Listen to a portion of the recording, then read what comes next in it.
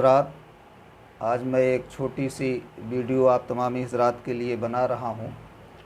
سود کے اوپر۔ اسے آپ سنیے اور دوسروں تک پہنچانے کی کوشش کیجیے، اس لیے کہ سود جو ہے ہمارے معاشرے میں عام ہو چکا ہے، لہٰذا اس سے بچنے کی کوشش کیجیے۔ میں آپ تمامی حضرات کے سامنے قرآن مجید فرقان حمید کے تیسرے پارے کی سورہ آل عمران کی ایک آیت کریمہ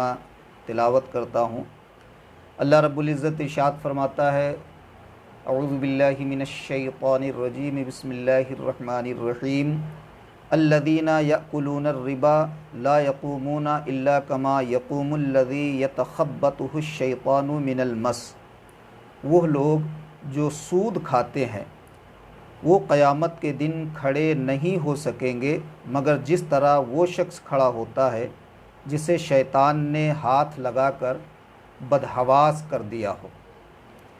یعنی جب قبروں سے نکل کر کھڑے ہوں گے تو اس طرح کھڑے ہوں گے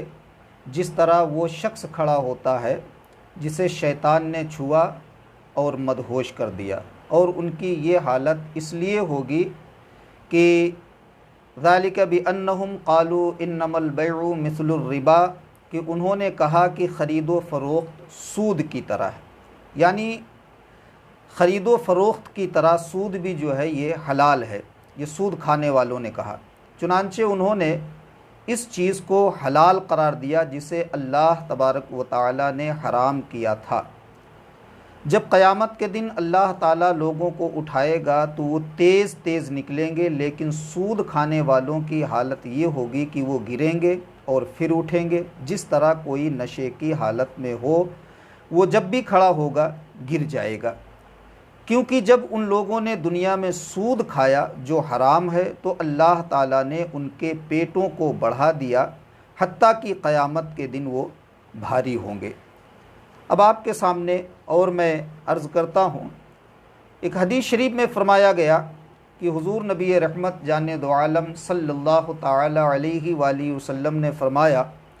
کہ جب مجھے معراج کرایا گیا تو میں نے 7ویں آسمان میں اپنے سر کے اوپر گرج اور کڑک کی آواز سنی، اور کچھ لوگوں کو دیکھا کہ ان کے پیٹ ان کے ہاتھوں کے سامنے گھروں کی طرح ہے، ان میں سانپ اور بچھو ہیں جو ان کے پیٹوں سے دکھائی دیتے ہیں۔ میں نے پوچھا جبرائیل یہ کون لوگ ہیں؟ تو انہوں نے عرض کیا کہ یہ سود کھور ہیں۔ حضرت عبد الرحمن بن عبداللہ بن مسعود رضی اللہ تعالیٰ عنہما اپنے والد سے روایت کرتے ہیں کہ جب کسی بستی میں زنا اور سود پھیل جائے تو اللہ تعالیٰ اس بستی والوں کو ہلاک کرنے کی اجازت دے دیتا ہے۔ ایک حدیث شریف میں فرمایا گیا کہ سود کھانے والوں کو کتوں اور خنزیر کی شکل میں اٹھایا جائے گا، کیونکہ وہ سود کھانے کے لیے حیلے اور بہانے کیا کرتے تھے۔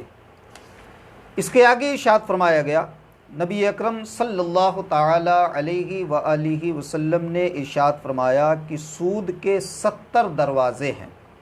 سب سے کم اور ہلکا دروازہ ایسے ہے جیسے کوئی شخص اپنی ماں سے نکاح کرے، اور کسی شخص کا اپنے مسلمان بھائی کی عزت کے در پہ ہونا بہت بڑا سود ہے۔ آگے فرمایا گیا، آپ صلی اللہ تعالیٰ علیہ وآلہ وسلم نے فرمایا کہ سود 70 گناہوں کی طرح ہے، جن میں سب سے ہلکا گناہ یہ ہے کہ کسی شخص کا اپنی ماں سے زنا کرنا، اور ایک روایت میں ہے کہ سب سے ہلکا گناہ اس شخص کے گناہ کی طرح ہے جو اپنے ماں کے ساتھ وطی کرتا ہے۔ تو حضرات، یہ جو روایتیں اور قرآن مجید کی آیت کریمہ میں نے پیش کی ہے، آپ تمامی حضرات سے گزارش ہے کہ اس پر غور کریں اور سود کھانے سے بچیں، لینے سے بھی بچیں اور دینے سے بھی بچیں، اور خصوصاً اس بات پر جو قرآن پاک کی آیات میں اللہ تبارک و تعالی جل شانہ نے ارشاد فرمائی ہے، اور مصطفیٰ جان رحمت صلی اللہ تعالی علیہ وآلہ وسلم نے حدیث پاک میں فرمایا ہے، اور خصوصاً اس بات پر تو زیادہ توجہ دیجیے کہ جس میں فرمایا کہ سود کھانے والا ایسا ہے کہ جیسے وہ اپنی ماں کے ساتھ زنا کرتا ہے، تو کون شخص ایسا ہے جو پسند کرے گا کہ اپنے ماں کے ساتھ زنا کرے؟ لہٰذا تمامی حضرات سے گزارش کی جاتی ہے کہ جو ہمارے معاشرے میں سود کھانے کی یہ بلا پھیلی ہوئی ہے، اس سے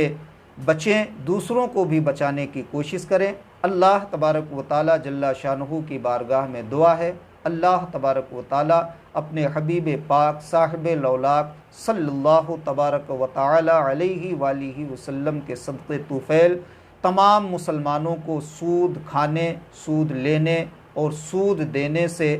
محفوظ فرمائے، اور اللہ تبارک و تعالی جل شانہ کی بارگاہ میں دعا ہے اللہ تبارک و تعالی سب کو نیکی کی توفیق عطا فرمائے، گناہوں سے بچنے کی توفیق عطا فرمائے۔ السلام علیکم ورحمۃ اللہ تعالی وبرکاتہ۔